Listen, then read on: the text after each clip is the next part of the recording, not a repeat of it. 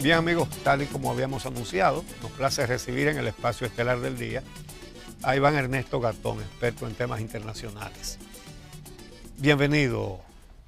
Gracias. Vamos a comenzar de una vez con bueno, ahí viene el cafecito, adelante. Sí, vamos a comenzar de una vez con el café. Con el cafecito y después con esta situación en que el Estado Dominicano o el gobierno dominicano está como en una cuerda floja entre Estados Unidos y China. El presidente regresó anteayer sábado, gracias, de una reunión con Trump en la Florida, y anoche llegó el viceprimer ministro chino, que se reunirá en el Palacio Nacional con el presidente Medina. La primera parte, lo de la reunión con Trump. La semana pasada, el Departamento de Estado anunció que Trump había invitado a 5 gobernantes del Caribe, de islas del Caribe, a una reunión, pero en una casa, en una residencia privada en la Florida. Pero anunciaron que les iba a advertir sobre las prácticas comerciales depredadoras de China. El presidente regresó y parece que solo trajo buenas noticias, que le pidió varias cosas a Trump, que Trump está dispuesto a colaborar con el Caribe, pero se le olvidó mencionar el tema que anunció oficialmente el gobierno de los Estados Unidos que Trump iba a tratar con ellos, que era China. ¿Cómo tú lo ves? Nosotros estamos en medio de una guerra. Hay una guerra que inicia la administración Trump en contra de China. Es algo que no podemos pasar por alto. Todas las guerras que veíamos tradicionales, por decir así, de los ejércitos enfrentándose, era por un asunto económico. Entonces, inmediatamente Trump, que llega como una reacción de la sociedad estadounidense a que China tenía una gran cantidad de las empresas estadounidenses, más de 45,000 se calculaban. Es decir, que estamos hablando que en el discurso de Trump siempre estuvo China, por eso siempre se recalcaba que era el China de parte de Trump. Pero el propio Trump, su hija, tenía una empresa en China. Todo el mundo hizo lo que se llama el outsourcing, la deslocalización, la falta de una visión, digamos, más nacionalista y estratégica, que sí es común en los chinos, que sí es común en los rusos.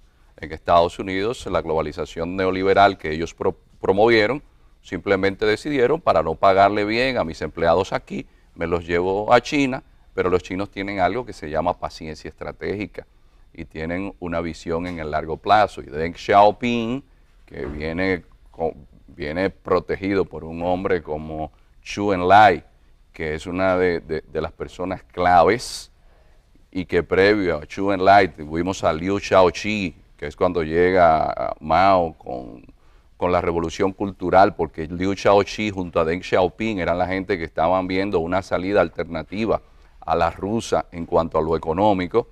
Esta gente dice, no, pero esta es nuestra oportunidad, que vengan todos a invertir aquí. Hoy se dan cuenta que esa China no utilizó nunca el Fondo Monetario Internacional, no se dejó llevar de todas esas políticas que Estados Unidos había promovido con el orden que comenzó después de la Segunda Guerra Mundial, y los chinos tienen algo que nosotros en Occidente pasamos por alto.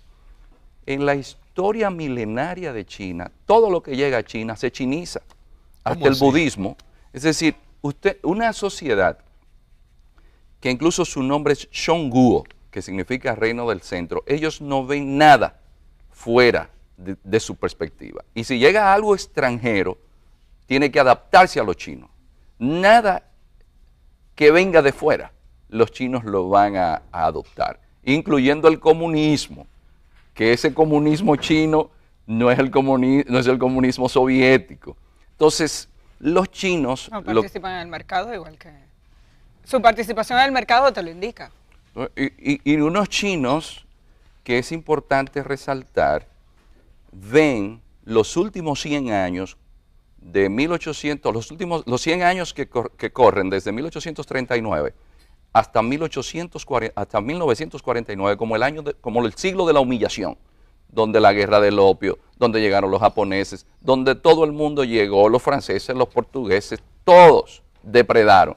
Y esos chinos la tenían guardada. Los chinos tienen una visión del tiempo que, para ejemplificarlo, solamente hay que poner un ejemplo con Zhou Enlai. Le preguntan a Zhou Enlai, el primer ministro y canciller chino, que qué opinaba sobre la Revolución Francesa. ¿Y usted sabe cuál fue la respuesta, don Uchi y Amelia? Todavía no tengo una idea muy clara porque es un fenómeno muy reciente. Es decir, la Revolución Francesa, sí, la Revolución 1789. Francesa. Porque es que los chinos, el orden confuciano chino se estableció 5 siglos antes de Cristo. Los chinos son una civilización ininterrumpida. Entonces, el tema de América Latina con Estados Unidos es que la invasión fue silenciosa. Bahamas, por ejemplo, Amelia, tiene lo siguiente: el más grande proyecto de resort.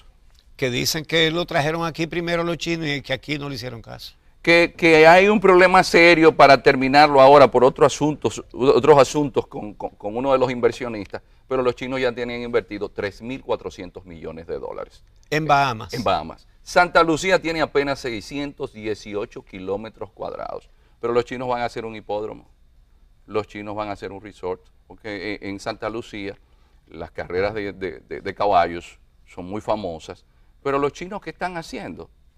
Invirtiendo. Entonces, si los chinos... Pero además tengo entendido que bajo sus propias condiciones, ¿no? Invierten, construyen ellos parte de la empleomanía. Hay unas condiciones muy específicas en los proyectos que los que China invierte en América Latina. Sí, ¿correcto? Todo lo de los chinos es planificado y la mayor parte de los empleados deben ser chinos, porque los chinos dicen, aunque tengan dinero, por la visión que tienen de las cosas, que ellos son un país en vía de desarrollo y que todavía tiene muchos pobres. Entonces ellos tienen que traer a sus trabajadores chinos para que trabajen. El inconveniente está en que China ya tiene más de 350.000 millones de dólares invertidos en América Latina. Y cuando James Mattis, que era el secretario de Defensa, ve que los teléfonos Huawei, la tecnología 5G de los chinos, puede entonces, ya el Huawei, teniendo un espacio en América Latina, se va a vender, le advierte a todos los presidentes de la región que no lo hagan. Entonces estamos en una guerra donde los chinos, en esa guerra económica, tienen como principal socio comercial, más que Estados Unidos, a los grandes de la región: Brasil, Argentina, Chile, Perú. Entonces, vinieron a darse cuenta tarde, pero la presencia china... Los Huawei se están vendiendo aquí también. Pero que hay un tema con Huawei. La revolución industrial, que se inició con James Watt a finales del siglo XVIII, los ingleses la aprovechan porque la reina Victoria tuvo un esposo alemán que era un hombre avesado, y Alberto se dio cuenta que había que desarrollar también las líneas de ferrocarril, los trenes, y el siglo XIX fue un siglo de Inglaterra, pero eso fue en Europa. Llegó después de la revolución industrial inglesa, llega el siglo XX, llegan los pioneros americanos, llega entonces todo el proceso del siglo XX, donde Occidente sigue hegemonizando tecnológicamente. Pero ahora la tecnología 5G, que es la que nos va a decir cuándo podemos disparar unos misiles, localizar a la gente en tiempo real, porque el tiempo de latencia, es decir, de respuesta de la tecnología 5G, permite incluso que se hagan operaciones como hizo China la semana pasada a 3.000 kilómetros de distancia. ¿Cómo así? ¿Qué hicieron? O una operación neurocerebral, porque ya todo en el futuro se va a hacer con tecnología 5G. Y la tecnología 5G va a permitir bajar una película de 2 horas en 3 segundos. Pero la tecnología 5G también puede identificar a los individuos e incluso afectarlos, porque las glándulas sudodíporas las toman para ubicar a los individuos e incluso como un arma hacerles sentir que los están quemando. Entonces estamos hablando del futuro de la humanidad, donde el Internet de las cosas con la 5G para encender las luces. Pero de aquí vamos a salir aterrorizados todos. No, pero que eso es lo que se está peleando ahora. Se habla de que en 5 años la humanidad tendrá un cambio que no lo tuvo en todo su tiempo restante. ¿Y quién tiene esa tecnología? Según la información del Consejo de Seguridad de Estados Unidos, aunque Estados Unidos la tiene, China se le adelantó. Y Trump incluso lo acusa de robo de tecnología. Ese ha sido su discurso recientemente. Ahora, yo quiero aterrizar nuevamente en ese mismo contexto en la reunión del pasado sábado. Cuando al presidente Medina se le preguntó si se habló de China, dijo que no, que ese tema no se tocó, aunque estaba marcado dentro de la agenda con los términos que ya Uchi describió. Tu evaluación de ese encuentro, la participación de Dominicana en un encuentro convocado de esa manera, en el lugar en el que se convocó y los temas que supuestamente se trataron según lo que dijo el presidente Medina. En términos generales, ahora ya el presidente vino, ¿cuál es tu evaluación? No, hay una enfermedad en geopolítica que se llama geografía. Es decir, usted estar cerca de un imperio, eso tiene sus implicaciones. Pero yo no lo veo tanto en República Dominicana, porque si no hacen una reunión bilateral. Aquí hay que ver la jugada de Jamaica, Santa Lucía, Bahamas, República Dominicana. ¿Qué información? Y Haití. Y Haití. ¿Qué información disponen cuando los chinos en un momento dado se habló de que iban a encargarse del tema eléctrico en Haití? Y de que Haití va a ser incluido también en la franja de la ruta de la seda. Ahora entiendo que Trump está hablando de llevar tecnología de generación de electricidad a estos países. Oh, pero es que los chinos, ¿dónde que están invirtiendo? En el tema energético. Nadie tiene más patentes que China en el término de energía alternativa. Los chinos le compraron toda la tecnología alternativa a los alemanes. Hay un proyecto chino que se llama China 2025, Made in China 2025, que es tecnología china, pero de base alemana. ¿De quién es la Volvo? ¿Y de quién es más de la mitad de las acciones de Mercedes-Benz? ¿Son chinas? La Volvo es china. La Volvo no es sueca. No es china. Era sueca, ¿no? No es china. Pero era sueca. Era sueca, pero ahora es china. Entonces los chinos han entrado en el campo de la inversión energética. Es que el mundo está en una guerra comercial donde Estados Unidos y China, de seguir, por ejemplo, para decirles a la gente algo, de seguir la globalización comercial y los acuerdos de libre comercio como iban, naturalmente China iba a ser la ganadora.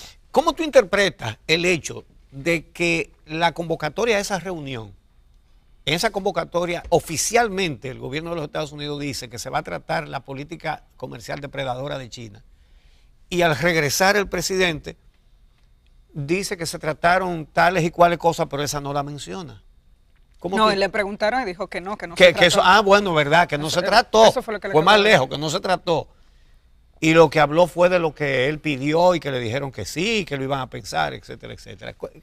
¿Qué significa eso? Pero la realidad es que cuando usted trabaja en las reuniones con presidentes, se da cuenta que siempre se maneja lo protocolar, pero son los técnicos que han hecho un dossier para que después lo trabajen en las cancillerías o lo trabajen en los distintos ministerios.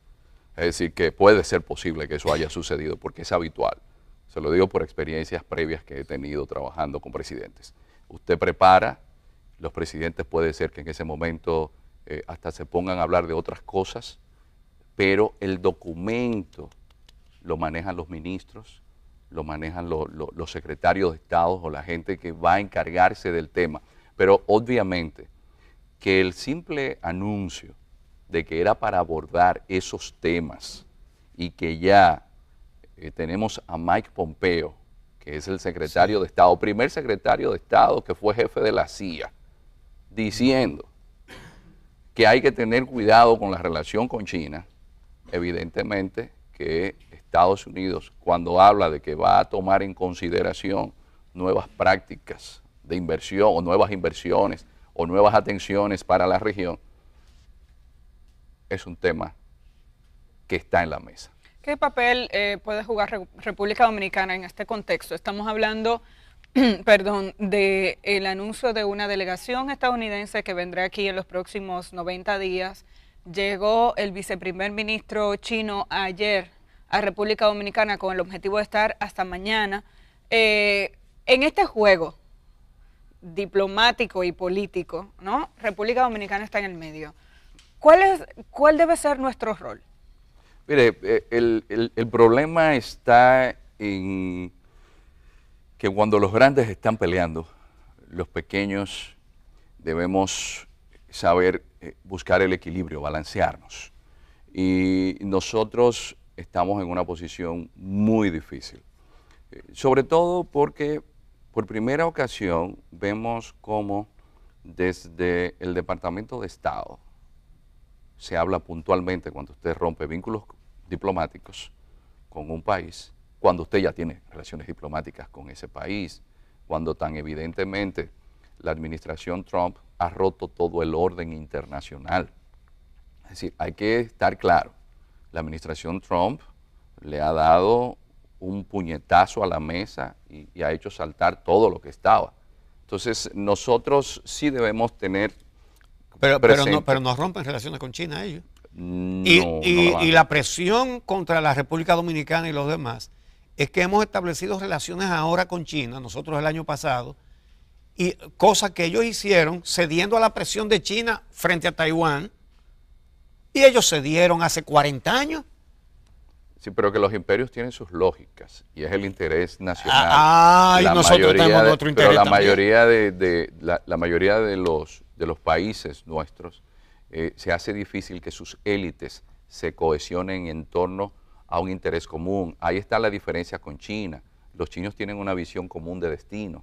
En nuestros casos, usted tiene que hasta los grupos empresariales de América Latina tienen distintas asociaciones empresariales porque no se ponen de acuerdo. Y eso, que son empresarios. Sí. Y los partidos políticos se fracturan en 4 y en 5. Y ese es un problema que tiene Occidente, Amelia. Para usted manejarse bien en medio de turbulencias geopolíticas que pueden hacer explosionar el país, usted debe tener élites que estén claras en cuanto a lo que está sucediendo en el mundo afuera. Bueno, algunas están claras. Por ejemplo, algunas de las cosas que le pidió el presidente dominicano al presidente estadounidense fueron cuestiones de importación de productos específicos. Pero fíjese, digo, de exportación. Fíjese un caso que nosotros tenemos con China y que en Occidente se nota evidentemente que han perdido mucho espacio. Y es por el tema del populismo en las democracias. Por ejemplo, los chinos le hacen un proyecto a 50 años. Una queja que tienen los chinos cuando vienen a América Latina o van a Europa es que los gobiernos cambian rápido y que cada gobierno inaugura el país.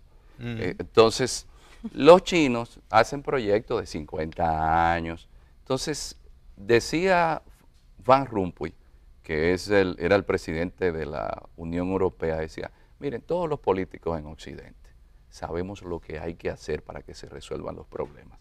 El tema está en cómo ganamos la reelección. Es decir, cómo nos reeligen, cómo seguimos en la posición, cómo seguimos gobernando. Si le decimos a la gente, miren... Que le preguntan a Danilo, él sabe. Entonces, la gente en Occidente, la democracia se ha desacreditado por ese tema, porque contrario a los chinos, que hicieron un pacto con la sociedad, yo te saco gente de la pobreza, ¿a cambio de qué? De que tú me dejes manejar lo político. Y entonces este es un tema, yo creo, muy grave, porque el mundo está en medio de una guerra, no lo queremos ver así, pero en el caso de Siria, la gente pasa por alto que los chinos estaban bombardeando en Siria. Nosotros estamos pasando por alto que los chinos tienen una base en Neuquén, en Argentina, y es una base militar con adelantos espaciales para enviar gente al lado oculto de la luna, digo, naves. Estamos hablando de que los chinos se están peleando el espacio con los americanos. Estamos hablando de que los chinos pusieron una base militar en Djibouti, en la salida que da al Mar Rojo. Estamos hablando de cosas grandes, que un mundo, ese es el tema ahora mismo. El mundo cambió de base y no nos hemos dado cuenta. Venezuela, precisamente a propósito de este tema, ese interés de Estados Unidos en la situación de Venezuela, colocándose incluso con posiciones por encima de cualquiera de los organismos internacionales de los que formamos parte, OEA, ONU. Hay un protagonismo de Estados Unidos frente a la situación de Venezuela. Y República Dominicana también ahí está en el medio. En esa situación de repartirse el pastel, la importancia de Venezuela. Venezuela es el principal centro de las disputas geopolíticas que tienen ahora mismo Rusia y China en esa alianza que amenaza la seguridad de Estados Unidos, como dice un informe del Consejo de Seguridad de Estados Unidos, de la Comisión de Seguridad. Esa Venezuela, con los recursos monstruosos que tiene de petróleo, la ubicación geográfica estratégica que tiene, es una demostración inequívoca de cómo Rusia y China se están imponiendo en la región, sobre todo China, con los préstamos que le ha hecho a Venezuela. Y fíjense ustedes que tanto lo sufre el pueblo venezolano, que le han arruinado el país. No, pero no es solamente el pueblo venezolano. Hay un tema que no estamos viendo. Hay dos países en la región que hacen peligrar la estabilidad de los demás países, que son Haití y Venezuela, por el tema de la migración. Y Venezuela es un país que se espera que siga emitiendo inmigrantes. Y en el caso nuestro, no le hemos prestado atención, digo nuestro en el sentido de América Latina, de cómo esa migración venezolana está trayendo problemas. Toda migración, todo grupo de refugiados trae problemas. Entonces, esa Venezuela, fíjense ustedes, como los chinos y los rusos, aliados con Turquía, fíjense ustedes si es un nuevo orden en el cual vivimos, mantienen a Maduro por encima de Estados Unidos. ¿Qué tiene que ver con Turquía? Porque Recep Tayyip Erdogan, cuando le iban a dar el golpe de Estado, porque Abdullah Fethullah, que es el hombre que estuvo detrás del golpe de Estado, ¿dónde vive? Vive en Pensilvania. Y Erdogan dijo que el golpe de Estado, según lo que le dijeron los servicios de inteligencia rusos, venía de Estados Unidos. Y Erdogan hizo así, y se devolvió, y dijo, yo soy de la OTAN, pero si ustedes me quieren dar un golpe de Estado, me voy con Rusia. Entonces lo que hace Erdogan es que apoya a Maduro y le compra el oro. Pero ahí no solamente entra Turquía con Erdogan, ahí entra India. India es el segundo mayor consumidor de petróleo del mundo. Y cuando le dice James Bolton, el asesor de seguridad, el que me le compre petróleo a Venezuela tiene problema conmigo, India dice, yo soy una potencia. ¿Qué problema? Venezuela, dame tu petróleo. Y el sistema financiero mundial lo maneja Estados Unidos, yo te envío mercancías. Así que no hay problema, porque los chinos hicieron una organización que es la más importante que existe en el mundo ahora mismo, porque el centro del mundo ahora está en Malaca, está en el Asia, el Atlántico. ¿Cuál es esa organización? Esa organización se llama la Organización de la Cooperación de Shanghái. Y ahí está. Pakistán, que es enemigo de India, pero los chinos le hicieron una inversión de 40 mil millones de dólares en un muelle de aguas profundas en Guadar. Y los obligaron a que se sentaran los dos. Pero ahí están todos los países centroasiáticos, Kazajstán, Tayikistán, Uzbekistán, Kirguistán. Pero ahí entró Irán, que tiene 80 millones de habitantes. Y petróleo con una gran reserva y gas. Pero ahí está también Rusia y ahí está Turquía. Ahí está más de la mitad de la población del planeta. ¿Y quién maneja eso? Lo manejan los chinos, con una diplomacia que está fundamentada en algo que se llama el taoísmo, el Tao. Los chinos siempre andan buscando el yin y el yang, pero en Occidente no vamos a entender eso porque tenemos una visión eurocéntrica que vemos el mundo desde la perspectiva occidental. Lo primero, si lo vemos como enemigo, que usted hace es estudiar cómo piensa el enemigo. Pero nosotros no pensamos como piensan los chinos, En Occidente entendemos que nuestra forma de pensar, esa es la lógica que ellos tienen que utilizar. Y algo que usted aprende cuando estudia en China es que ellos tienen una visión taoísta cósmica y que hay una visión confuciana para usted manejarse en el Estado. La gente olvida que no hay un solo funcionario chino que no pase por un examen. Xi Jinping, el presidente chino, salió de una de las mejores universidades de China. Ese viceprimer ministro que viene para acá, también el embajador chino que está aquí en la actualidad, habla el español mejor que la mayoría de nosotros los dominicanos, que con cosa y con vaina reducimos el vocabulario a 300 palabras y no hay capacidad de abstraernos en el pensamiento. Y San Antonio reducido también. Pero ese señor tenía una sustituta. Porque cosa y vaina, al representarlo todo y lo interpretamos, entonces no estamos tan mal. Pero Fu Xinrong, la que vino primero que él, viajaba a Taiwán y habla un español perfecto y era una persona... Aquí la entrevistamos. Pero cuando usted se fija, los chinos tienen una visión confuciana que cuando alguien trabaja en el gobierno le da prestigio a la familia, pero tiene que pasar exámenes. Un político en China, por ejemplo, no es alguien que simplemente llegó al partido y se enganchó. Ay, el querido. Iván, el tiempo se nos agota y quisiera tu opinión sobre cómo sale Donald Trump después de que se conoció el informe Mueller este fin de semana, que no es concluyente, un informe que dice que las pruebas que se levantaron no les permite afirmar que Donald Trump intentó evitar investigaciones en su contra y lo que tiene que ver con la trama rusa, que no hay tampoco evidencia suficiente como para decir que se involucró con los rusos para intervenir en las elecciones estadounidenses. O sea, no es concluyente, pero ya él está celebrando. ¿Cuál es tu visión sobre las repercusiones que tendrá ahora en la política de Estados Unidos después de 2 años de investigación este informe?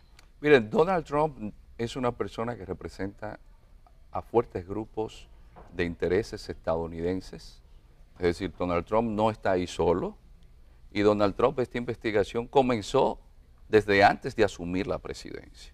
Y fíjense cómo él impertérrito aguantó toda esa presión. Y cuando la gente dice, y a Estados Unidos le hace falta una guerra para que Trump se vaya a la reelección, pero la guerra está dada con China. Es decir, cuando Donald Trump dice, tenemos un déficit comercial de 300.000 millones de dólares con los chinos, y aumenta los aranceles del acero, los aranceles del aluminio, está en guerra con China. Y los americanos sienten que Estados Unidos está siendo de nuevo grande, como dijo Donald Trump.